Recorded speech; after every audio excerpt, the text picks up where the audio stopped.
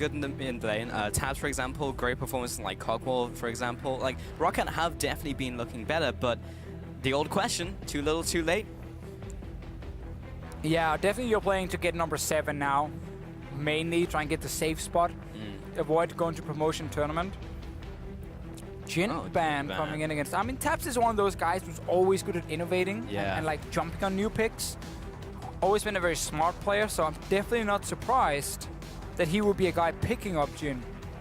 Yeah, makes sense there. Gonna ban out Forgiven's Lucian, but as Stress was talking about, maybe he'll pick up the Kalista.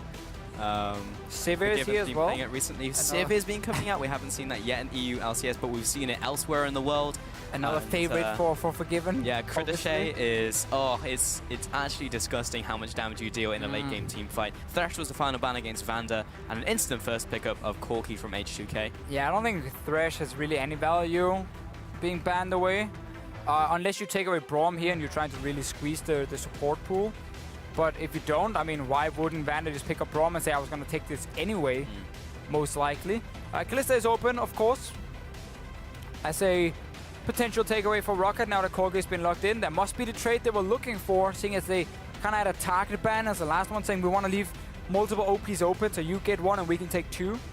Ahri is not going to be it, but Gragas will most likely be the pick for ROX. He played it quite a bit.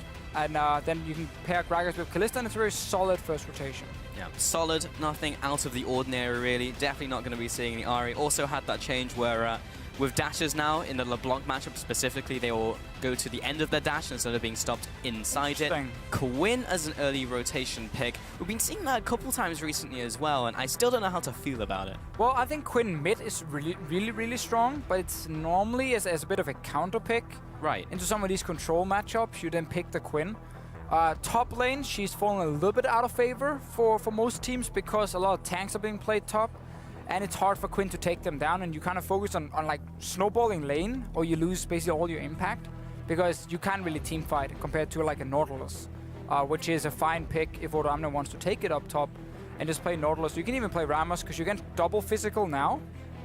And if the Quinn goes mid lane, there's basically no AP top laners in the current meta, or there may be a Lulu. So I think going Ramos here is actually super good. Indeed. So got the Gragas lock in now along with the Rammus. And most likely going to be Rammus going into the top lane. So again, we're seeing another team prioritize Rammus over Nautilus. Nautilus mid, maybe. We saw it in LCK this week and last week. Hell yeah. Now, again, we talked about why Rammus is good here, because most teams will put Quinn mid lane and then just pair it with a tank top. And then you play tank and double physical damage into Rammus, who builds Sunfire Thornmail and just never dies in a million years. So like Quinn is in an odd place. She's really good in mid lane in terms of just the laning phase and trying to get out of laning phase ahead and then becoming a split pusher. But when it comes to later on in the game, she struggles to kill these tanks up top, like Rammus. She struggles to kill Gragas. So she's very reliant on being a split pusher and picking off targets, and not like, as we've seen before, kind of jump into team fights. So waiting on these final or next to final 2 pickups coming in from ROCCAT. Looking at the Nautilus. I like Nautilus into basically every other tank matchup in top lane right now. I feel like Rammus has a slightly better time maybe, but Rammus being picked up with the Braum, so almost certainly going to top lane. But now we get that problem where you have Nautilus top, physical damage mid laner, physical damage AD carry against Rammus and Gragas. I mean, this is why I don't think you pick Quinn in the first rotation, especially not with your AD carry, because for most teams they're gonna say, oh, that's mid lane, like straight away. It's like, that's probably mid lane. And then suddenly you now have shown your damage dealers, and then with the likes of Rammus in the meta being such a top pick, I don't know. I think you showed way too early. Maybe you flex the Quinn into jungle. We have seen that before, and then pick a heavy AP mid laner. But you're right. I definitely feel like we're looking at like a mid laner or a top lane Quinn, and then you have 2 heavy AD damage dealers. Like Nidalee's gone from the jungle, so you're not going to pick Nidalee for even any remote damage there coming from AP. I think we must, as you said, as a potential flex. Yeah. But then for AP picks now into Corki, you can play LeBlanc if you want to, and you actually have kill pressure in lane, especially paired with the Quinn for a strong 2v2, and it would give you some magic damage. Yeah. If we just lock in a standard jungle pick now, like Lee Sin, you're too physical damage focused, so Elise could be an option. We know Airworks likes to play Kindred as well. I've seen quite a bit of a Devour Kindred here in 6.4. Super strong pick late game, but getting to late game then is where you kind of trade off some of the value by picking that Devour early. I want to see if this Quinn is in fact jungle Quinn, and we get like a LeBlanc for Betsy in the mid lane, and then we just play a super strong 2v2 around this mid lane and we try and camp it and like pressure it there, and then put that into side lanes, because Kalista Braum is super good at diving towers, and Nautilus as well in case of setting up dives, but it's gonna be mid lane Quinn, and that's why we mentioned Elise. It's just an AP option. I'll have to see how this goes in the rest of the game, and indeed we all will, because Rammus is going to become a major issue as this game goes on. Like, Elise isn't going to be able to chunk through him. You get to, like, mid-game, late-game, and that Rammus is actually going to be unkillable. Is it Nautilus mid? Or, it is an option. It got 25 seconds, so it would be the dream, but I'm not really sure. I feel like Freddy would be more attuned to going for that into the top lane. What we didn't mention was Forgiven did pick up the Sivir. We talked about it earlier in Champion Select, but he did lock it in with the Janna. So a whole lot of mobility on this team. You speed up the Rammus with the Janna, with the Sivir ultimate as well. It's going to be fantastic to watch. I mean, last year was basically Sivir, Kalista in almost every game. Unless Forgiven was playing and he refused to play both the champions at the start of the year. We'll play like Graves and Lucian instead. He then adapted the Sivir pick, and again, it is a utility pick. It still is a utility pick. Yes, she got a buff here on her W, so she can deal more damage in a late game fight, but it relies on her getting that crit. She is still mainly picked for her utility. Her ulti is still very strong, and also she offers wave push. Yeah. And for macro teams, Sivir is a super good pick, because it's all about how fast can you push out the lane and then rotate to the next lane. That's where Sivir does extremely well, compared to like an Ezreal who has to stand and auto-attack Q on the minions.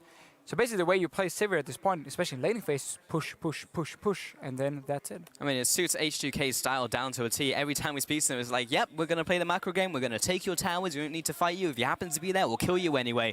Jump on Twitter, use the hashtags, hashtag H2K win or hashtag ROC win. We've got those in this time. We'll be heading on to the Rift very shortly with the second game of the day coming into EU LCS. We'll see if ROCCAT can actually pick up a win here, which is incredibly important for them to try and pick up that 7th spot coming out of the regular season. But we are now on to the Rift.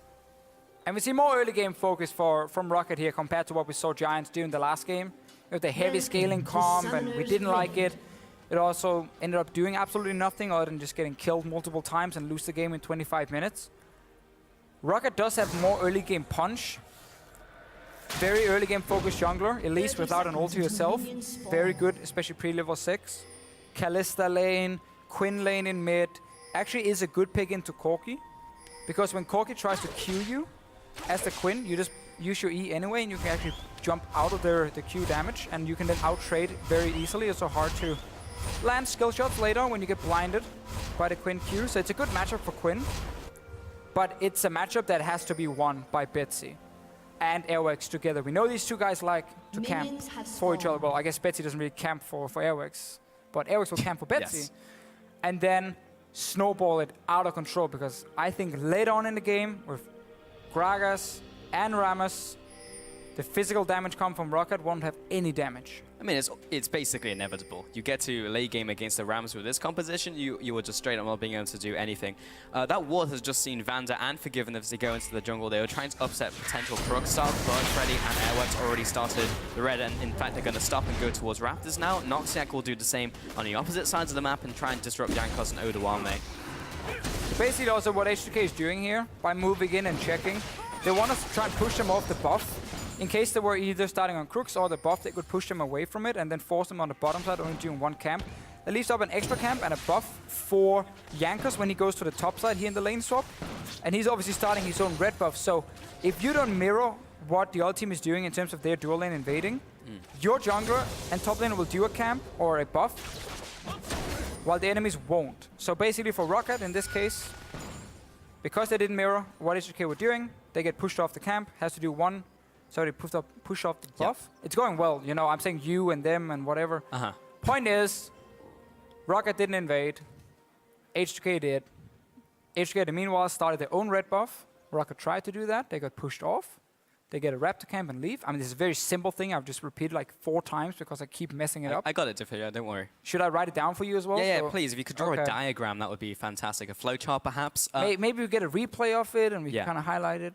But what happens? Ooh. I know, there's a lot of movements on the caster. Yeah. But what happens now? So what do they need to do to come back from this situation? Do they go back to the top side and clear the buff? Do they go for an aggressive No, that would be bot suicide. lane? Or what's the play? What's the play from here? You leave that jungle, you realize the red buff is gone. Like, it's not your red buff anymore.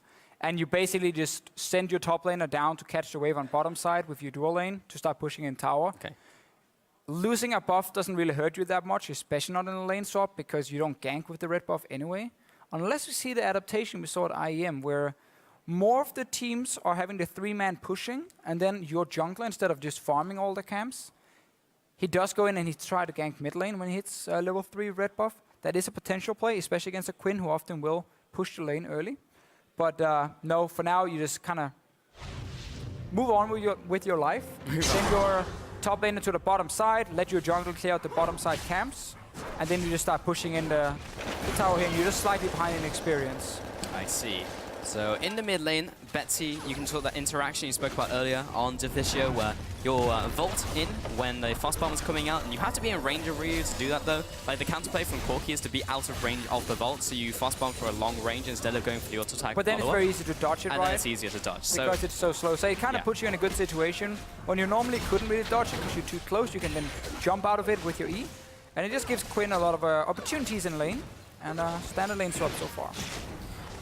Let's try and get the Blinding Assault down. Once that Blinding Assault lands, you just win the trade straight up as Quinn because, I mean, you can't have the opponent hit back. So Odawan will pick up this top tower, very cleanly done by H2K, and ROCCAT are going to be about 1 wave behind, but it's not going to be the end of the world. Forgiven will go back into the bottom lane a little bit faster, and Vanda will be there as well. So I'm not sure if they won't save this. No, I mean, it does hurt them. It always hurts being behind because it's not very exciting to talk about. Like, lane swaps are not very sexy to talk about, but the tempo in lane swaps is what you guys hear us talk about so often, especially here in Europe where the teams value it so highly.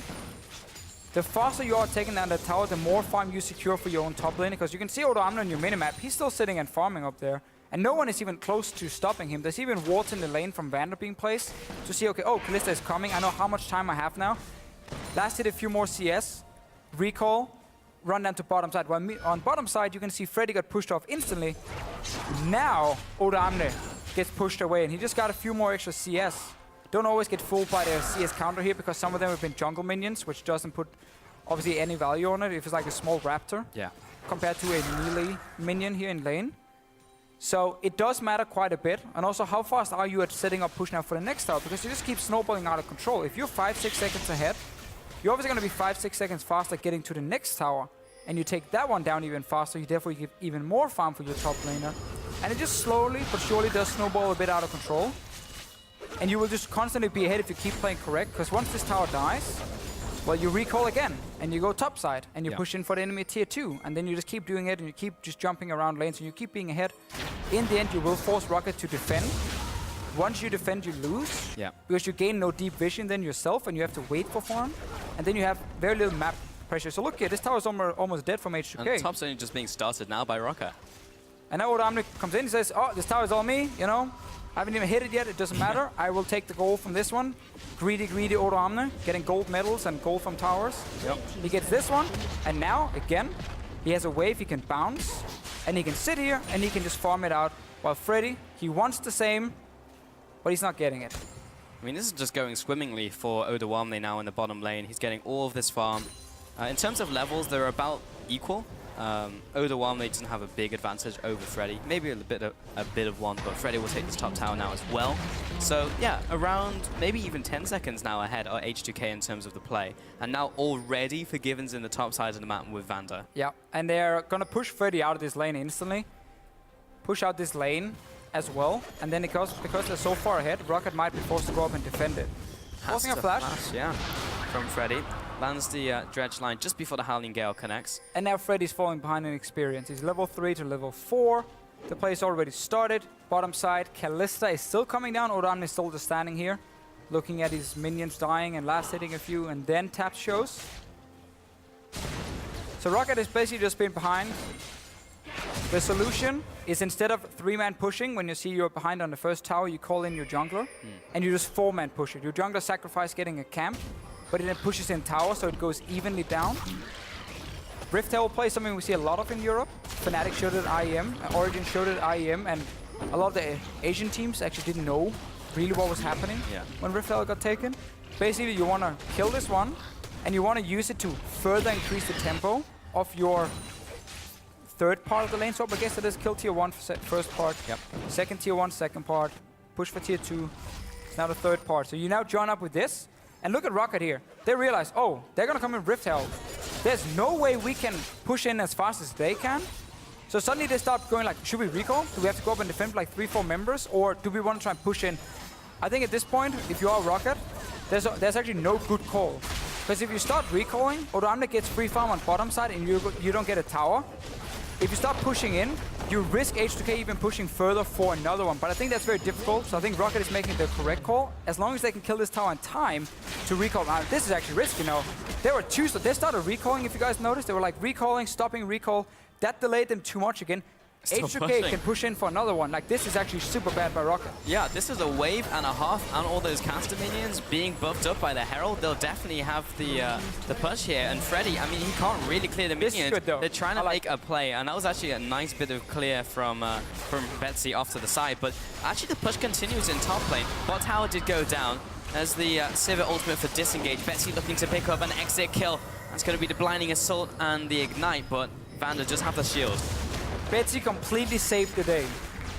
Because H2K has to stay and actually kill the tower to gain anything. Tower will now just get the HP back anyway. That's why H2K tried to greed for it and like, oh, can we get a few more hits on it and kill it?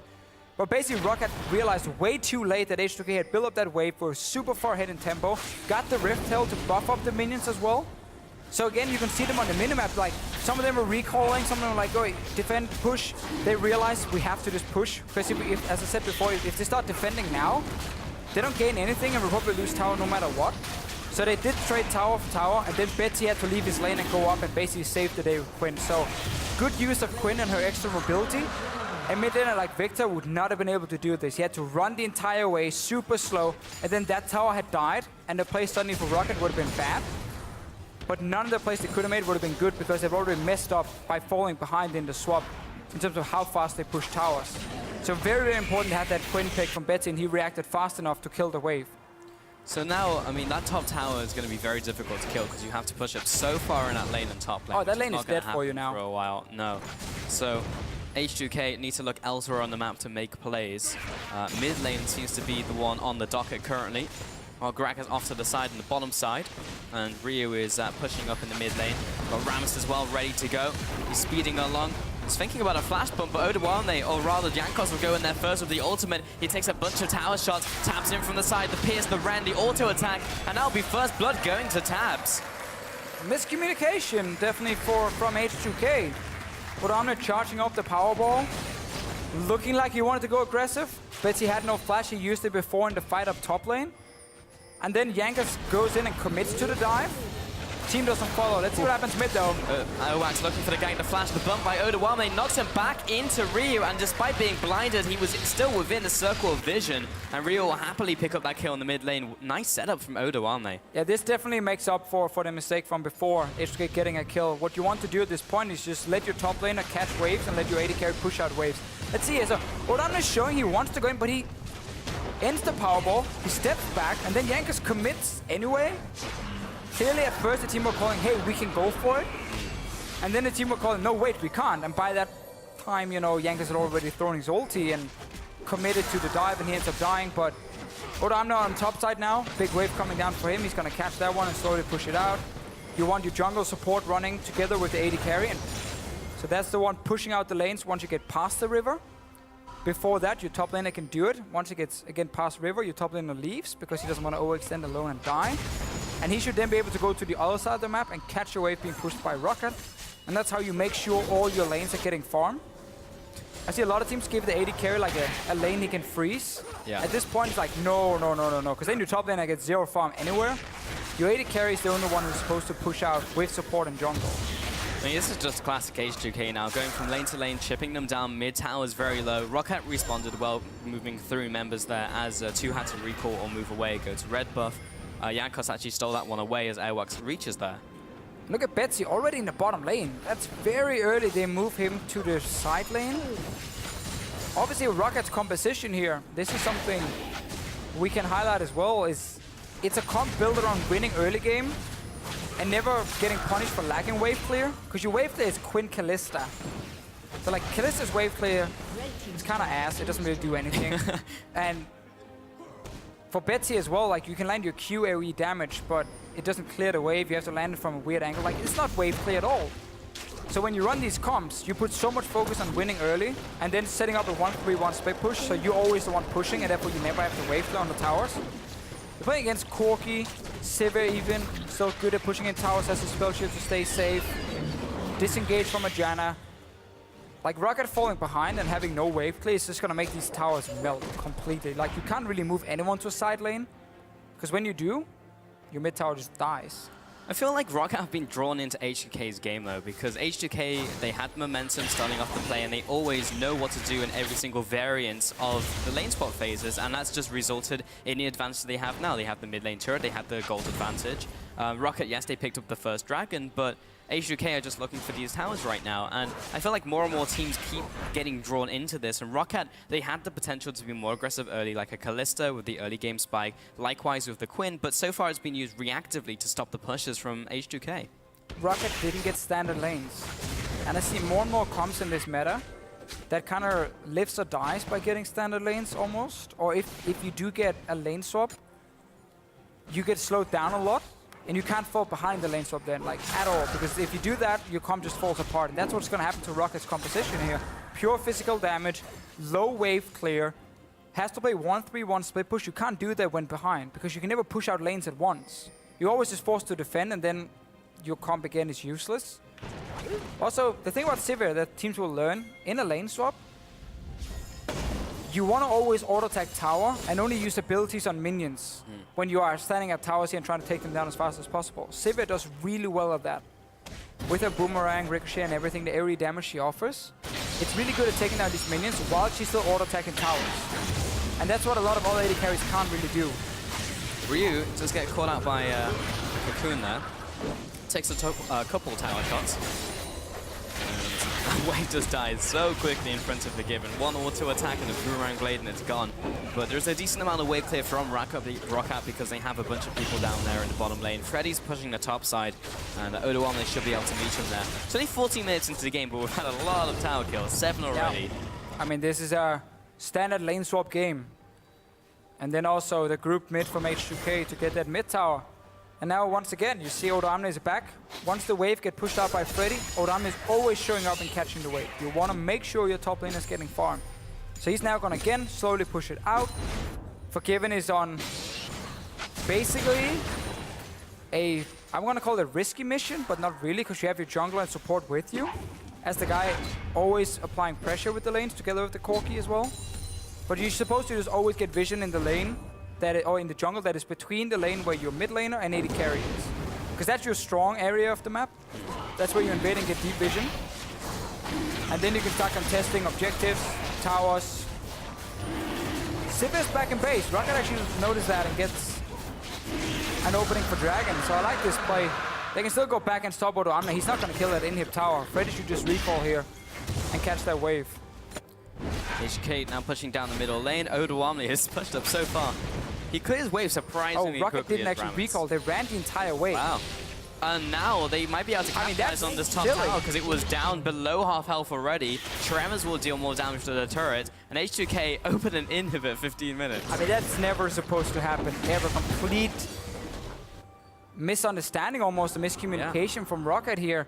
Freddy, as soon as they're on that dragon, and they know, okay, H2K is not contesting it, you already start recalling there as the Nautilus. Worst case, you cancel it in case the fight is breaking out and Rammus is going to TP in anyway. Otherwise, you just complete your recall. You run up and you catch that wave and you don't lose your tower because you can always TP back if there is a fight. So really, really sloppy play there and sloppy calling from ROCCAT. Maybe they thought the tower was back to full HP and they're like, nah, we got plenty of time. Rammus is not going to take it. I mean, that was being set up for a while. Like, Rammus was So pushing Rammus that from his, pushing like, out. inner turret and then, like, just waddled up to top tower. And it was gone, basically, before H2K roamed up there. I mean, they just needed to cover him so he could finish it off. And ROCCAT, yeah, they just needed to instantly send up someone to recall. So, major oversight, and that's just resulted in yet another turret going over to H2K, extending their gold lead. And eventually we'll hit the point where ROCCAT will start losing skirmishes and teamfights simply because they're so far behind from gold and how many spikes that H2K are hitting in terms of items. We're 17 minutes in, and Oda Amne's on 170 armor. Yeah. Without using his W, he just popped it now. With W, 290 armor. Man. We're 17 minutes in, guys. Quinn, Kalista are your damage dealers. And then I guess an Elise. Yeah. So congratulations, you get Elise AP damage. That's it. Like 290 armor. You're never gonna kill that. Let's see what happens bot lane. Betsy is pushing out, probably a force Good luck flash. with this one, Betsy. Oh, Yeah. he'll have to flash. Yankees just saying, I want your flash, nothing else. Throws out the ulti, Betsy flashes. I'll take that trade any day of the week. Odawame, he's Katrina Rift Herald, an Airwax, a Tabs, and a Freddy. So he'll have to flash away. Airwax is still chasing after. Another flash is committed from Freddy. Odawame is not taking a whole lot of damage, but he is now, with the support being thrown in there with Fate's Core. Throw everything at Odawame, including the kitchen sink. But that was a lot of resources used in the top lane. They should be able to defend mid lane as well. H2K will peel away. So basically ROCCAT knew that Yankees had shown on bottom side, using his ulti to get a flash from Betsy, so there was no chance of H2K pushing in mid fast or going up to respond to this gank. Oda Amne also with greedy play there, trying to clear out a pink ward towards the entrance of the enemy jungle when your team just showed on bottom side of the map. Probably is not going to be happy about that one. Going to be shaking his head on the sidelines. He's already writing down one note in the notebook how he's going to punish Oda Amne, and then we get a kill mid. Gonna punish Airwax instead. All right, that's a tick in the notebook of Prolly. It's like, okay, that was. Yeah, but Oda Amne wasn't part of that one, so he's still going to get punished. That's true, yeah. Maybe not as harsh as Daylor. No pinks, no drinks. What can we do for H2K? I don't think of anything at the top of my head. No, probably doesn't have anything he's known for. No, He's I mean. just that kind of person. Yeah, I know in the Splice House they banned sodas, which was a big hit to Senkuk specifically. Yeah. Maybe that's why they underperformed in the start of the season. Yeah. No soda. But over time, you know, after you get over the withdrawal symptoms, they have started to perform better. Senkuk as well on the LeBlanc after his mind was less clouded by the sugary goodness of soda. The potato cannon knew what he was doing. Yeah. I think maybe they're allowed to drink in the weekends. I'm not 100% sure. The cheat day. Maybe, I think they that might spend be a all cheat day. day just drinking soda. Yeah, sometimes I get thirsty, but I stay refreshed with the great taste of this tap water I have next to me. Cheers. Cheers. H2K, we're waiting on Dragon. Another just 2 minutes. Got a 30 seconds on Baron. This is a chill game. Gonna be spining away this blue buff, so Betsy gonna have that denied from him. Over time, Yankees has been gradually taking away these buffs, one on top side, one on bottom side. Just gonna be setting up this early vision, getting the crab. Rift Herald, as you can see, is returned to his homeland. With another Rift Herald. All of the other Rift Heralds and telling stories of how he wasn't really killed this game. He was killed once, I believe. Oh, twice, I think. And Twice? Because they went up there and they got stopped. Oh, that's So, true. Yeah, they only killed him once. So he had a but the pretty time good they day. did kill him, they really used him effectively. So I'm not sure if it's the same Rift Herald or they send like new ones. You know, like the ZZ Rock portals? I assume those are just new ones, right? Yeah, Like, I don't think they're you all can kind of lining up. reuse them. Right, so they're all But they lining up for kinda the portal explode. and jumping in at the Yeah. same time. Yeah. I mean, the point about recycling is, I guess, with Voidlings, Yeah.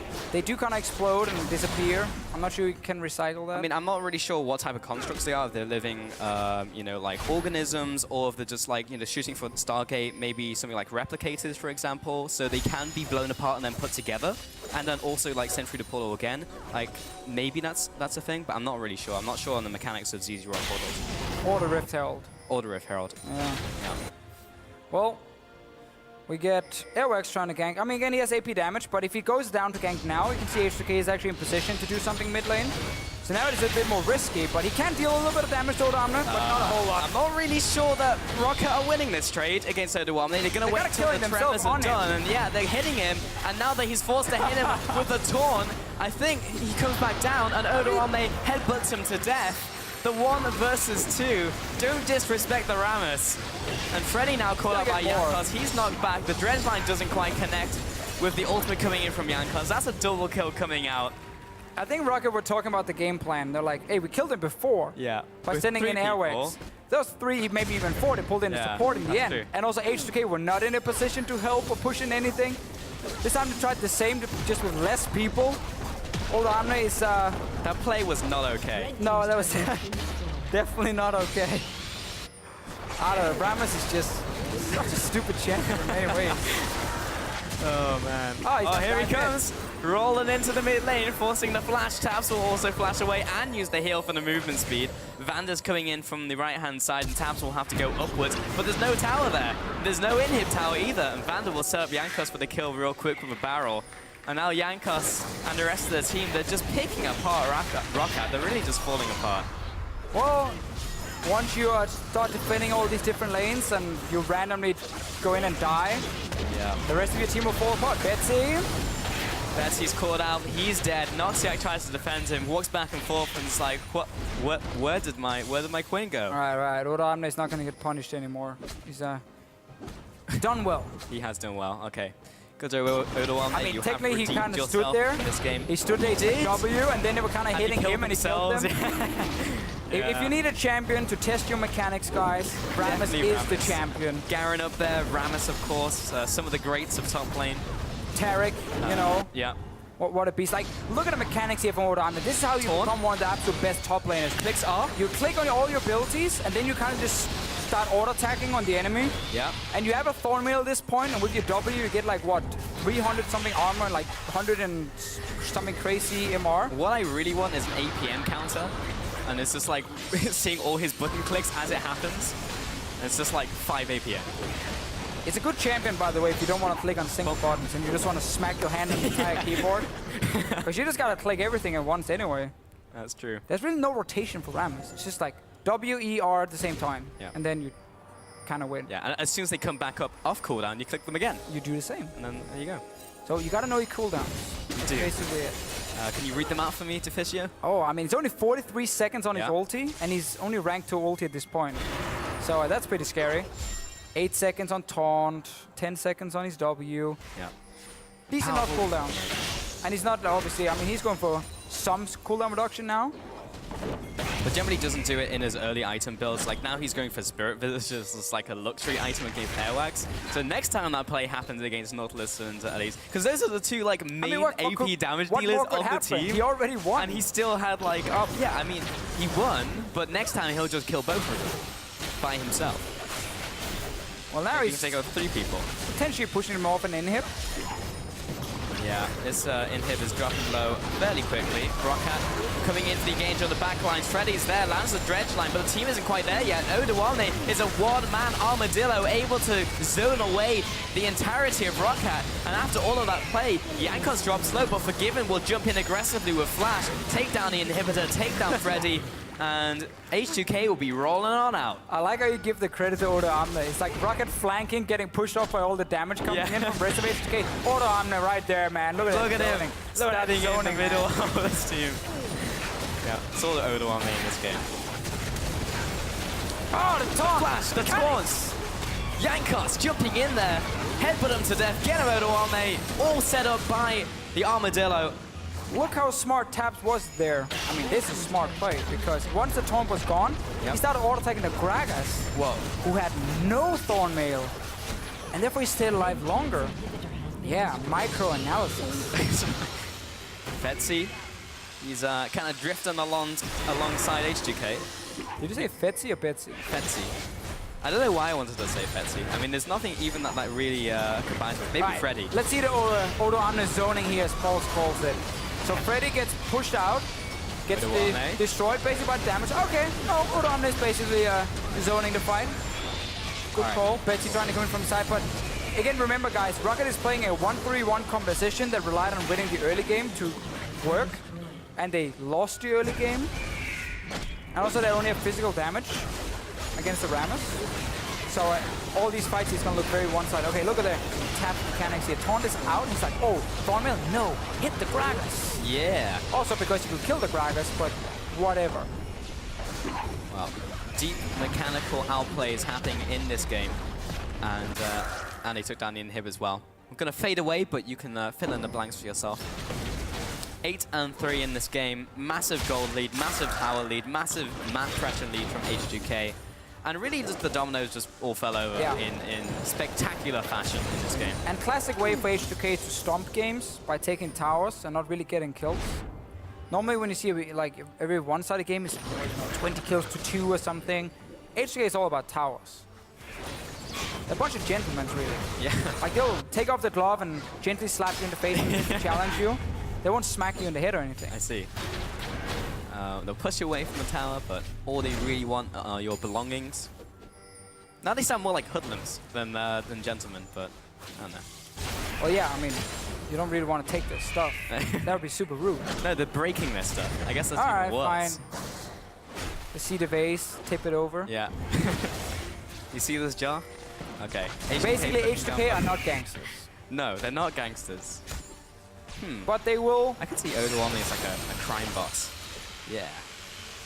He's like, all right, guys, push him down in the bottom lane, get him. Our sisters minions from behind. You are the absolute worst crime boss ever. Who, Odoami? No, you. Me? I thought you were just Me? imitating a crime I can boss. do like the swivel around the chat. I just need like a white rabbit, something to stroke perhaps. Oh, diving. Here comes the bot lane dive. Betsy's coming in. Betsy's going out. And Forgiven, he had been blinded, but the rest of the team does too much damage by themselves. Yankas is on the front lines, knocks Tabs into the team. Great ultimate coming in from him. All the flashes are used. They just want the kill on Tabs here. 2-0. Now they'll go onto the inhibitor itself. And Odoami and the rest of the team, what a clean game. It was slow, it was methodical, and H2K will be closing out against ROCCAT in 28 minutes. They'll be trying to pad the stats real quick, and Odoami will be headbutting someone. It's going to be his victim, Noxiac. And she'll get that last auto attack down. No, he survives. H2K coming up with the win. Yeah. 2 games in a row where I feel like we can highlight a lot of issues in pick and ban phases from the bottom 4 teams. Showing that Quinn so early, which will in many cases go mid lane. With Ramos open for Ram is like, okay, lock in. Like first rotation, man. It was super weird. That was such an easy pick and ban phase for H2K, honestly. H2-1, H2K, H2-1, H2K, H2-1, H2K. Great to see H2K in high spirits. Forgiven remaining with the team. Great performances all around.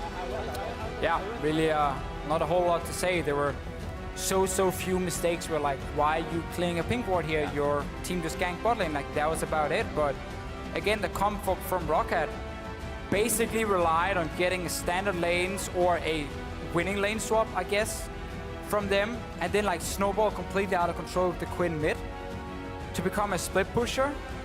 But I feel like you have like maybe 1% chance of achieving that.